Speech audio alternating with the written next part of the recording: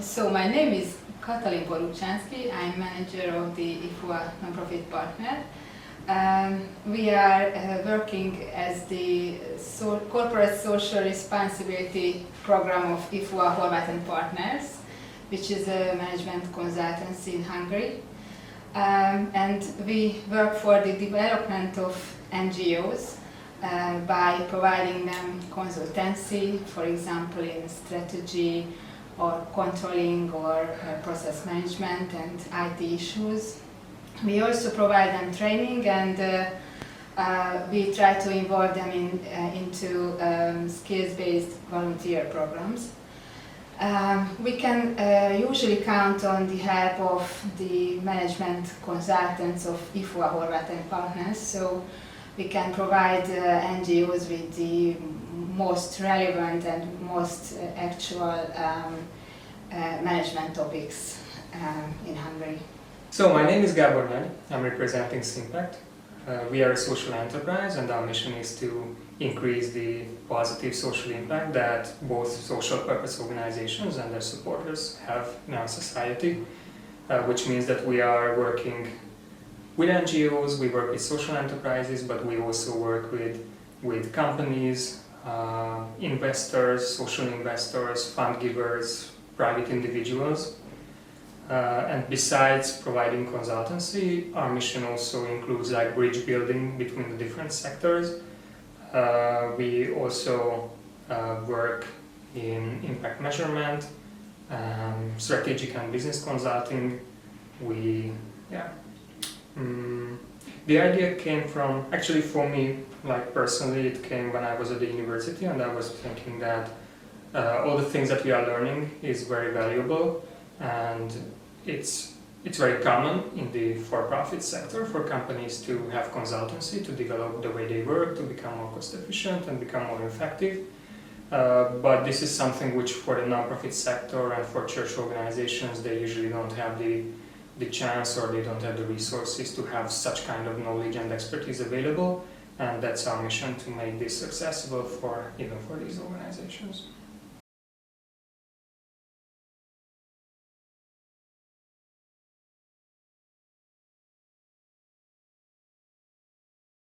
We implemented the program SEEDS in Hungary.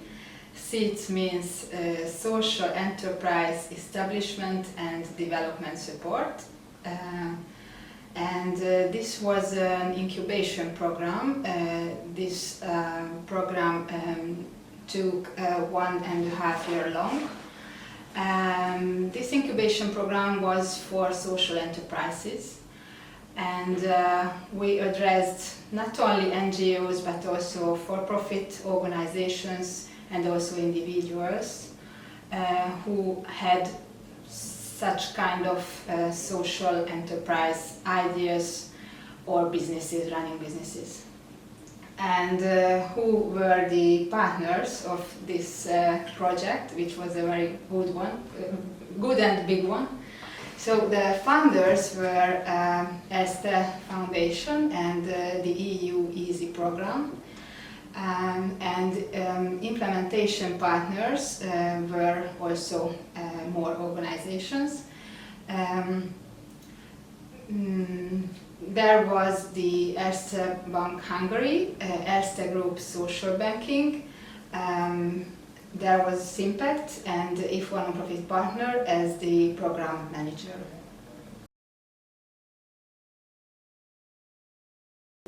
We knew that for the program to be successful, we need really quality participants. So we really tried to, that was one thing, but the other thing was that we want to make this program accessible, in the sense that there are some incubation programs for which you have to pay a lot, and there are others where you have very high entry criteria. But together with Erste Bank and the EU, we had the chance to involve much more social enterprises, so we could open, let's say, the gate more wider. So what we did was we really tried to reach everyone. So we had advertised it in newsletters. We had a roadshow where we went to 5 cities in the countryside to provide a local experience for the people who are interested. We also, and which was a good thing is that we could reach some local influencers who have a good network in those regions where they work, and that was actually one of the big success factors, because they were able to mobilize people that we just couldn't reach otherwise from Budapest. And we also, well, we have our own network since we have been working for years in this field, and we also had some advisory board members who had a very wide network, so we have also mobilized these networks to get more people. So in the end we were able to get 203 applications, and the good thing is that most of them really understood what social entrepreneurship is about, so there was like not many of them who were just looking for money, but most of them understood that this is something which would help them to develop their business. And we have in the end worked together with 67 organizations out of these applications. So let's start with the first thing was to build capacity, like help social entrepreneurs to create a good business model and a business plan, and also to develop their skills and capabilities in entrepreneurship and business. So we had a training stream in the project, which comprised of 9 whole-day workshops in different topics. We started with the business model canvas, going through all the categories there. We then went on to teach them how to create a business plan, like on the financial and the quantitative side. Then we had 2 sessions where we actually asked the participants to tell us what they need to take the next step, and that's where we had trainings about online marketing and crowdfunding, negotiation techniques, HR, team building, so a lot of different topics which were requested by the participants. And the last 2 trainings of the 9 was focused on communication, presentation and pitching, and even the last event actually was a practice pitch before juries, where they got a feedback on how they were presenting themselves and their business idea and how could they improve on that. Besides these training sessions, SIS was also a mentoring program. So we had a very extensive number of mentors. We recruited almost 90 mentors who helped these social enterprises to develop and make their business model, business plan more detailed and more fit to the challenges.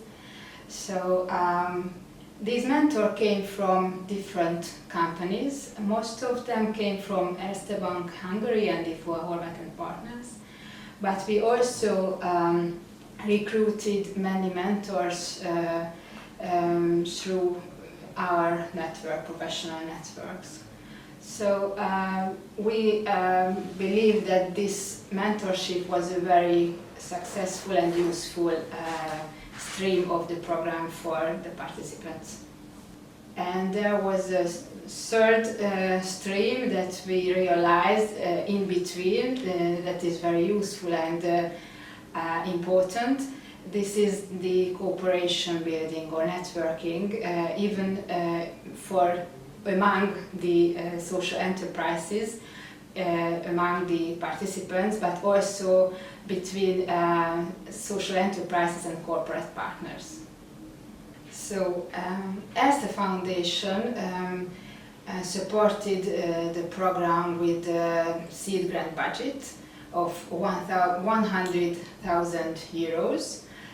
This was distributed to the most promising 10 social enterprises. And this budget was dedicated to not at the end of the program, but just in between. So one very important milestone during the program was the development of business plans, because with these business plans they applied for the seed grant. One very remarkable output of the program was that during the program for the seed grant application 48 business plans were developed. And what is unique about this program, I think, is that with giving the seed grant money, the program didn't end, and even those who didn't receive like a grant could continue and go on in the learning part. So I think it is important that this was just one small part of the program, and it was the whole thing was a much bigger package. And even after the seed grant applications, the program went on with trainings and mentoring. Regarding the results that you have also asked, I think that we have been working with 67 enterprises, and we couldn't avoid it being a heterogeneous group. So in this sense, having results meant something else for each participant. We made a quite comprehensive impact measurement during the program, so we have numbers on like who did what, but I would say the most important things were that the mindset has changed in some cases, like from a really NGO-based mindset to something more like a business kind of thinking. We also had, and we will talk about this later, organizations got to funding or started to have negotiations about funding, and sometimes the result was actually that some participants have thought through their plan, talked about it, and in the end decided that they just shouldn't do a business. Like they should stay with the more traditional forms of fundraising because that's what they need, and I think that that's also an important result, because this way they are not burning money and time for years on something which is not feasible.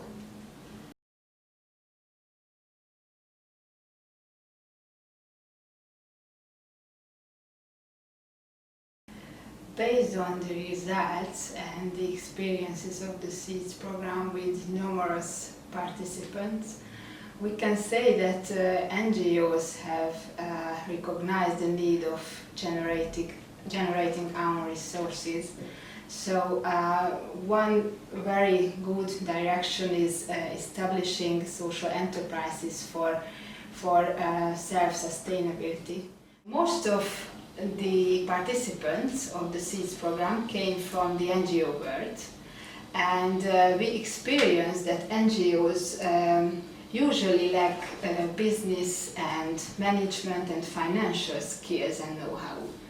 So we can say that they need such kind of development. So as a general aspect, we can say that for NGOs, almost all parts of business planning is a challenging activity. More concretely on the canvas, I think that they did very well on those areas which they are already doing as NGOs. Like, for example, thinking about what resources do I need, what activities do I perform, and how should I establish partnerships and with whom. That's something that NGOs are very good at anyway, so we didn't really see much problems there. But with the other part of the canvas, with the value proposition and creating a fit between the value proposition and the customer segments, I think that's a challenge even for entrepreneurs from a business background. So of course it was also a challenge to our participants. I think many came from kind of a traditional thinking of like considering their social purpose as an important part of their value proposition, but I think it's kind of overvalued part, because in many cases the customers are interested in quality, they want to pay money for something which they would need anyway, and consider the social purpose, like in best case, as an extra. So we have to emphasize that they really have to understand the customers, to understand their needs, and to give a valid answer, which is really a good product or a service which is needed and for which people will pay, and then everything else could come after that. And to have them with it, we brought a lot of, like during the trainings, we brought a lot of examples, and we also tried to challenge them. One of the tasks of the mentors were to ask all these challenging questions, but when evaluating the business plans for the seed grant, We were also giving feedback like why do we think that this is not enough, or one area which was somewhat lacking as well is like the analysis of the competition. Being unique and being social will not generate sales in itself. You have to be unique in a way and have to communicate your uniqueness in a way which makes you attractive. And one important thing that we really want to tell the participants that there is, you can't say there is no competition. There is always someone else doing there, or if it's not a similar company, the customers are still spending their money on something else, so you have to compete with something to be able to generate revenues. Just going back to the financial skills, based upon the seed grant applications, we can say that financial planning, revenues and cost estimations were a very challenging activity for the NGOs. We have that with not just the training, but this is where we have created quite detailed templates in Excel, like this is what you have to fill up, and these are the examples that we have, like showing them real cases from our other projects. Like this is how, I don't know, like accommodation service has planned their revenues. This is how an IT service provider plans their revenues, and this helped to bring it much closer. Even if we had templates, we could see that many of them had difficulties by filling it out. Yeah, and I think there is a trap of coming from the NGO world, and maybe it's true in the business world as well, where you have learned budgeting, is if somebody tells you that this is the indicative amount of grant, you're guaranteed to create a business plan where with just that amount you will create a very successful upscaling business. So one of our biggest feedback to almost all the participants was that you have to be realistic when you do your plan and not create your plan to obtain certain funding.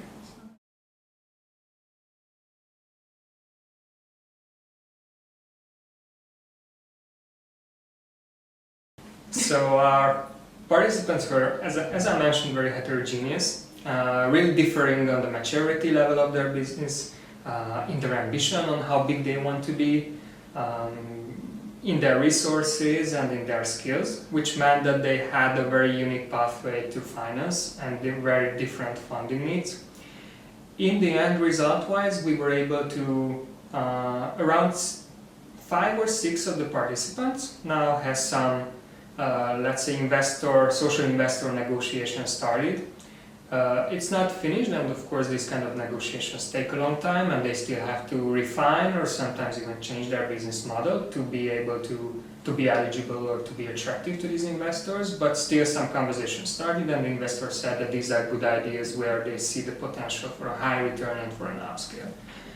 Approximately 15 or 12 are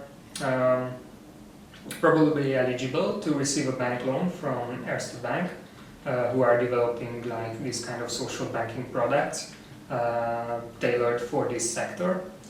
And it's also complemented by that the Erste Bank is able to use also a guarantee from the European Investment Fund to make taking these loans easier to these organizations. Also, some organizations are submitting like EU and state funding or grant applications for which having kind of an updated or fine-tuned or new business plans is very useful, because we were going through a lot of areas, which is also a question in these kind of tenders. And the other very important stream was the facilitation of corporate social enterprise networking and cooperations. During the program we defined some critical key areas of cooperation possibilities for the social enterprises between them, and also between social enterprises and corporate partners. We are still working on this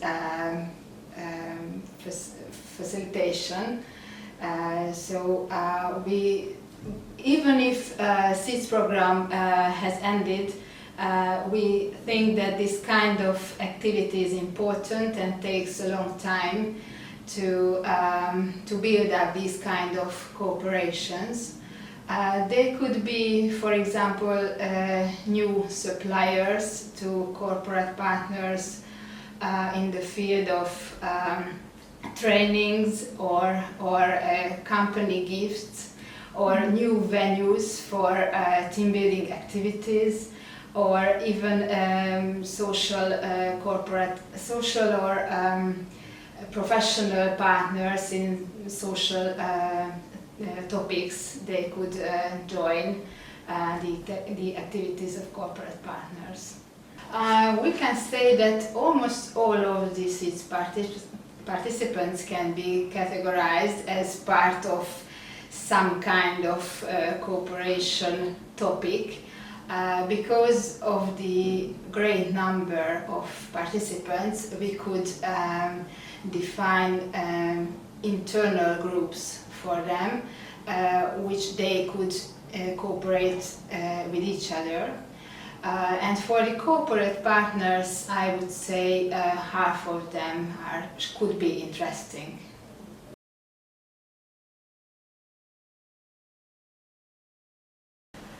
According to our experience, NGOs are really developing these kind of skills, so they are becoming more conscious about generating revenue. They start to see this as a new form of either generating funding or increasing the social impact, because sometimes the social enterprise is not about earning money, but it's about getting your product or service to people to sensitize them, to raise awareness, and to be more present in the life of everyday people through a channel which they don't expect and you couldn't reach otherwise. They are becoming even more experienced as people from the corporate sector are moving into the NGO sector to do some good after they have reached a career. And also they are becoming more and more open-minded, open for new kind of tools like social entrepreneurship to create a more effective portfolio.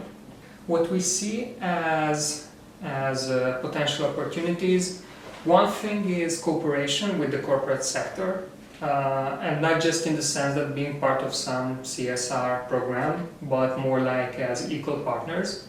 That's starting to be important even in CSR, but it's even more important if you're a social enterprise, that you can not just become a grantee but also a business partner, a supplier or a customer, or someone who is creating added value for a corporation. Just to give you one example, one of our enterprises is having guided tours in Budapest in a very specific topic.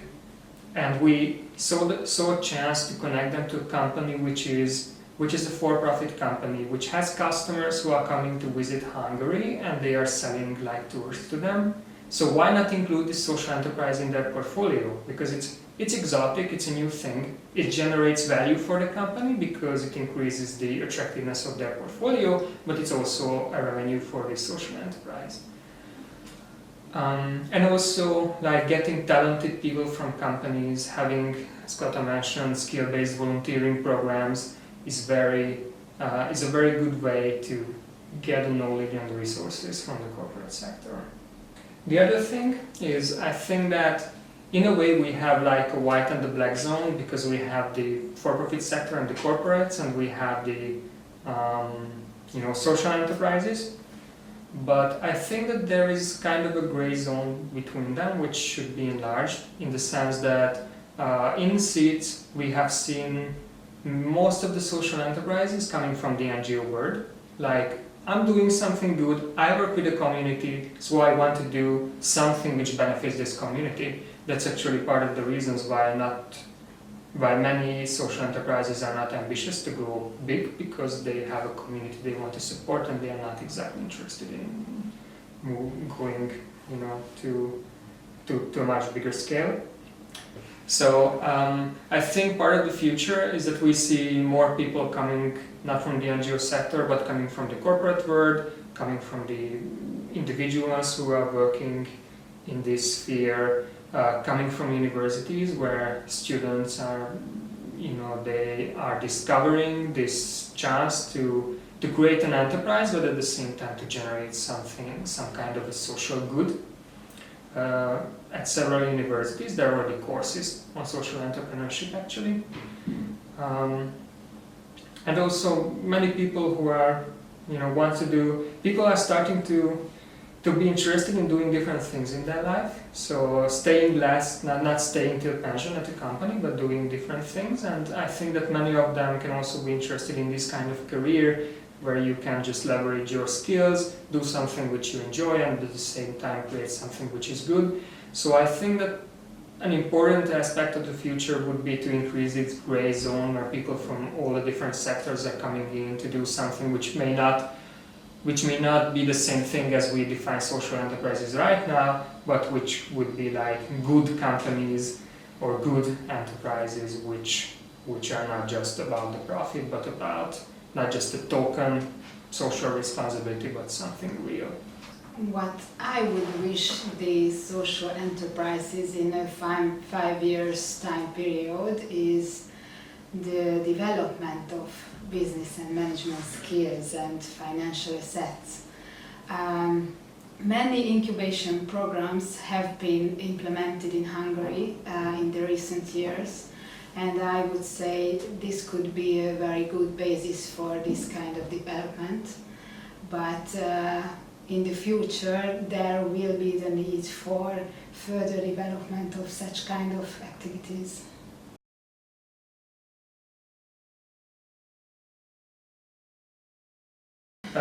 One of the success factors, I think, is just simply don't start a social enterprise just because it's trendy or you can get a grant for it, or because you think that it will solve your financial problems, because in most of the cases creating a social enterprise not actually makes the financial situation of an NGO better, but ultimately just generates even more cost and increases the funding need because the social enterprise in itself is not profitable.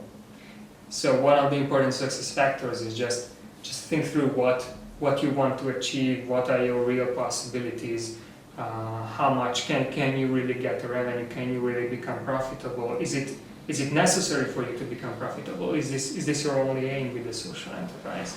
So thinking it through is very important. I would add just one more thing, that financial sustainability is a very important thing, because generating our own incomes can be realized by a social enterprise if it is very well integrated in the business as usual of the NGO or the organization. Another thing is just go around and ask people, like to validate, because many times we are living in our plans and we think that this is my dream and this is going to be so good and generate so much for us and for other people. So you just need to ask people, maybe from the entrepreneurship sector or the business sector, to give a really cold-hearted and objective criticism, like, do you think this could work? So involve people from the outside. I think that's very important. And still many enterprises just fail, but even those which are established with a for-profit purpose fail. So another important success factor is just to learn from the failures and be willing to start again.